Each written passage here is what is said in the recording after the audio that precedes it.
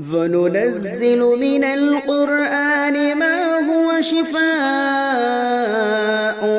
ورحمة للمؤمنين ولا يزيد الظالمين إلا خسارا.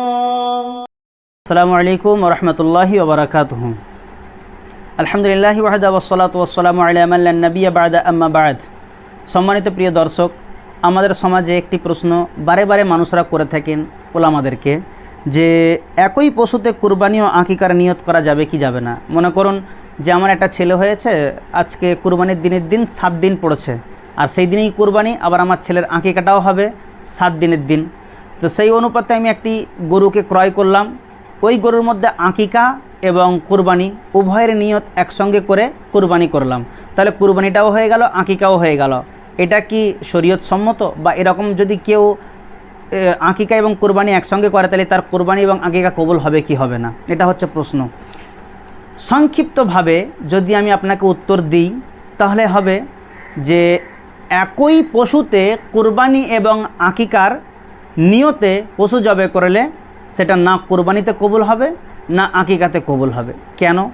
বরং এটা শরীয়তের সঙ্গে, ইসলামের সঙ্গে অর্থাৎ দ্বীনের সঙ্গে প্রতারণা করা হবে। আবারও বললাম, বরং এটা শরীয়তের সঙ্গে বা দ্বীনের সঙ্গে প্রতারণা করা হবে।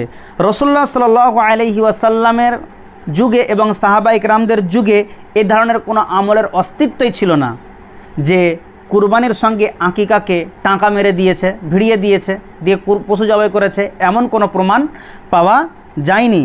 কুরবানি ও আকিকা বরং দুটি পৃথক আমল।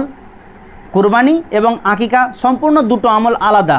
কুরবানির জন্য আলাদা পশু রাখতে হবে, আর আকিকার জন্য আলাদা পশু জবাই করতে হবে। যেনারা করেন ওনারা ভুল করেন। কোন হাদিসের ভিত্তিতে, কোন দলিলের ভিত্তিতে করেন এটা আমার জানা নেই, হতে পারে ওনাদের কাছে কোনো দলিল থাকলে থাকতে পারে, কিন্তু কোরআন এবং সহিহ সুন্নাহর আলোকে যদি আপনি জানতে চান তাহলে কোনো মতেই আপনি কুরবানির সঙ্গে আকিকাকে মিলিয়ে করতে পারবেন না। আল্লাহু আ'লাম বিসওয়াব। আল্লাহ সুবহানাহু ওয়া তাআলার কাছে দোয়া করি যে আল্লাহ তাবারাক ওয়া তাআলা যে বিধানটা যেমন ঠিক সেই বিধানটাকে সেরকমভাবে আমরা যাতে করে মানতে পারি বা আমল করতে পারি সে তৌফিক আমাদেরকে দান করো। আমিন।